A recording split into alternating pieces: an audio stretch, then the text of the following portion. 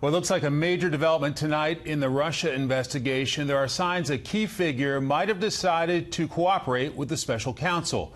Chief Washington correspondent James Rosen has details. Fox News has confirmed that Robert Kellner, the lawyer for former White House National Security Advisor Michael Flynn, has contacted several attorneys engaged with the special counsel, including those representing President Trump, to tell them, as was first reported in the New York Times, that Flynn's legal team can no longer share information with those counsel, a step widely interpreted to mean that Flynn, while not yet facing any formal accusation of wrongdoing, is ready to cooperate with prosecutors. He also has his son being investigated, and this may be one of the situations where a father will want to save his son. I mean, when you look at Flynn's potential charges, that he failed to register as a foreign agent, that he didn't claim money that he received from Russian entities, I mean, he certainly has some issues. Jay Sekulow, a member of the Trump legal team, said the prospect of Flynn entering a plea is not unexpected, and added no one should draw the conclusion that this means anything about General Flynn cooperating against the president. Mike Flynn is a fine person. Indeed, the Trump team believes any charges against Flynn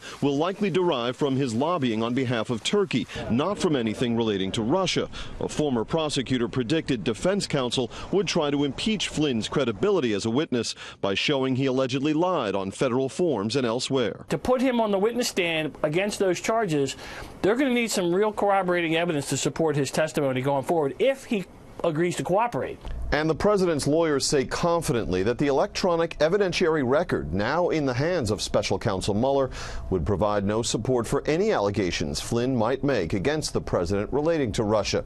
But the Mueller team could not have overlooked the Yahoo News report that quoted Flynn telling supporters in May that President Trump had called him on April 25 and urged him to, quote, stay strong. Mike? James Rosen here in Washington. James, thank you. Welcome back. Will Michael Flynn flip to protect his son? A new report from CNN suggests that the former White House National Security Advisor is worried that his son, Michael Flynn Jr., could get wrapped up into special counsel Robert Mueller's Russian investigation web. Flynn Jr. worked closely with his father during overseas trips to Moscow. Well, that's not all. Mueller may also be turning the screws on Paul Manafort in a separate case. The Justice Department now seeking to reach a plea deal in its criminal investigation of Manafort's son-in-law. Although the charges don't apply at all to Mueller's Russia probe, experts say they could be an effort to gain Manafort's cooperation. Is Mueller playing dirty, or is this actually a wise tactic? Joining me now, Fox News senior judicial analyst, Judge Andrew Napolitano. Welcome back, Judge. Oh, it's good to be with you. These are the standard tactics of federal prosecutors today. Is it putting the squeeze on super hard to get to the president? Yes, it is putting the squeeze on super hard to get to the president. They don't know how far up the totem pole they're going to go. They obviously believe they have something on the president, and unwilling witnesses unwilling to deliver this something to them. So they've got to squeeze those witnesses. So you're going to squeeze General Flynn's son. It was nothing to do with the campaign whatsoever. You're going to get to the general. You're going to squeeze Paul Manafort's son-in-law, who was the beneficiary of a lot of Paul's financial dealings, but also had nothing to do with the campaign, in order to get to Manafort. And then you're going to leak to CNN the likely and probable existence of a coming indictment, which is so strong it will blow everybody away. You're not supposed to leak this stuff. Yeah. Best leakers in the world? Federal prosecutors. They know how to play the game. The purpose of the leak? To send young Flynn and General Flynn's lawyers directly to them. Okay, what do you want? What do you want? How can we settle this? Yeah, I think what they did was they tried to pit Manafort and Gates against each other with those first indictments. Right. And then, perhaps that didn't work, so now they're going after Manafort. So, I mean, just think about this. What father wouldn't do almost anything to save his son? Well, are they going to go after Don Jr. next? Yes. Yes. Now, that father has the power to save the son. There'll be tremendous political fallout, but he has the power.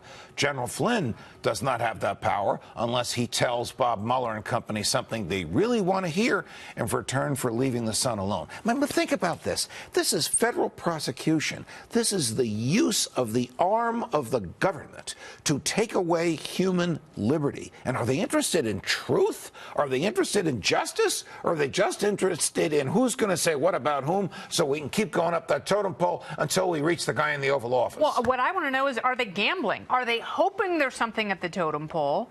Do they have empty canisters of chemical weapons and they assume they're going to find a whole stockpile of WMD? Or do they actually know something? Well, we won't know that. And those are great questions. And it's up to lawyers for Manafort, the son-in-law, Gates, and whoever else they're going after for him, General Flynn and the boy, not a boy, the young man.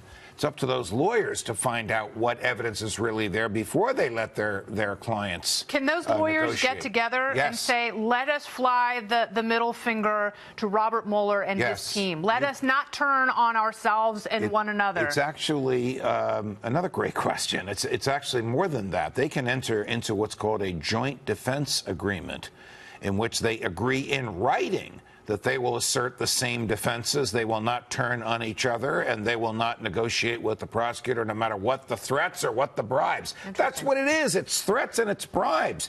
But if you threaten me, the government will prosecute you. If I bribe you, the government will prosecute you, unless the person doing the threatening or the bribing is the government itself. Then it's standard operating procedure. So, Judge, I'm sorry to get so angry. No, I love your passion. I love your expertise. It drives me crazy. I lived with this when I was on the bench. Yeah. Talk about it almost every day. Now we see being used against the President of the United States. Whatever you think of his politics and his personality, he's the lawful elected President of the United States. And this is going to what? Prevent him from doing his job? Dislodge him from office? I don't know. I don't know where this ends. I have another question for you. We're running out of time, but very quickly. You and I both love transparency. We're not getting that with the Rand Paul investigation. What happened there? I don't know what happened. The latest I have learned is that federal charges are expected. The charges bear no resemblance to the injuries. The charges, I'm going to use basic terminology, simple assault is the equivalent of a bloody nose. The injury is the equivalent of a stab to the chest. Absolutely. The charges These give could you be life-threatening injuries. Correct. The charges give you 6 months in jail maximum. Indication no jail time without a prior conviction. The injuries say you should be exposed to 10 to 15 years in jail. Indicator go to jail whether you have a prior conviction or not. Yeah. So there's a piece of the puzzle missing here. Certainly is. There's something rotten in the state of Kentucky, Judge. Yeah, well, they'd correct you. It's the Commonwealth of Kentucky. Well, very good. They call themselves the state police, but the government is the Commonwealth. Go figure. I figured nothing unless you're here by my side, Judge Napolitano. I love you, Kennedy. Knock him dead greatest. at that dinner. Thank you, baby. I appreciate it. Thank you, Brett. Fox News can confirm special counsel investigators are probing former National Security Advisor Mike Flynn's contacts with senior Turkish officials and whether they allegedly discussed abducting a U.S.-based cleric who is a rival and critic of the Turkish president.